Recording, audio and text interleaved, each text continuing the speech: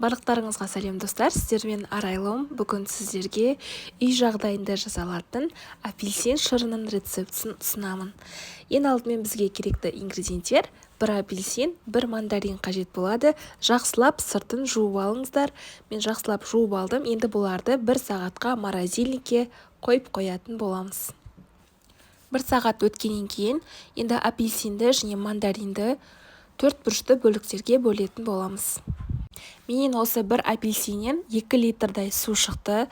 Егер сіздер 5 литр, 6 литр жасайтын болсаңыздар, онда апельсиннің санын көбейтулеріңіз керек. Сол кезде шырын бізде өте қою әрі дәмді болып шығады.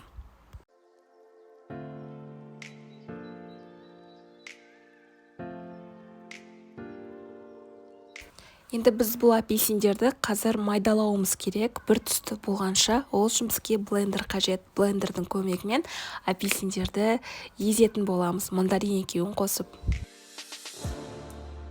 Бұл шырынды мен бұрыннан жасаймын. Ешқандай дүкеннен апельсин шырын сатып алмай, үйден осындай химиясыз және көп мөлшерде, бағасы да арзанырақ шығады. Сонымен қатар жасап көрулеріңізге кеңес беремін. Алдағы уақытта бізде жаз айына өте керемет үйлеседі.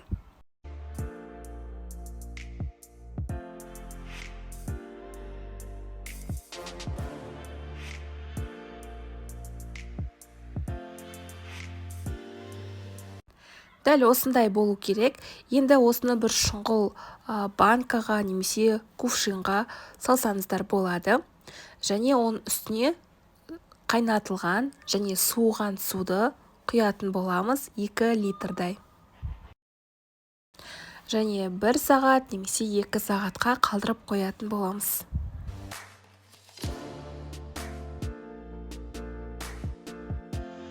Енді біз осындай сетканың көмегімен сүзіп алатын боламыз, тек шырынын өзін ғана аламыз.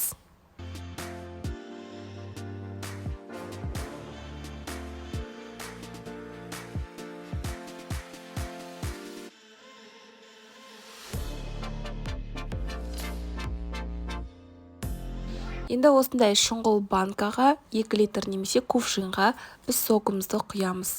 Енді дәміне қарай қазір қант қосатын боламыз. Егер сіздер тәтті болғанын қаласаңыздар шырынын, онда көбірек қосуларыңызға болады. Яғни дәміне қарай қосасыздар.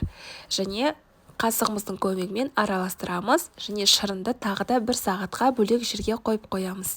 Міне достар, осымен біздің апельсин шырының рецебті аяқталды. Сіздерге ұнады деген ойдамын. Егер ұнаса, міндетті түрде комментарий қалдырып, лайк басуды ұмытпаңыздар.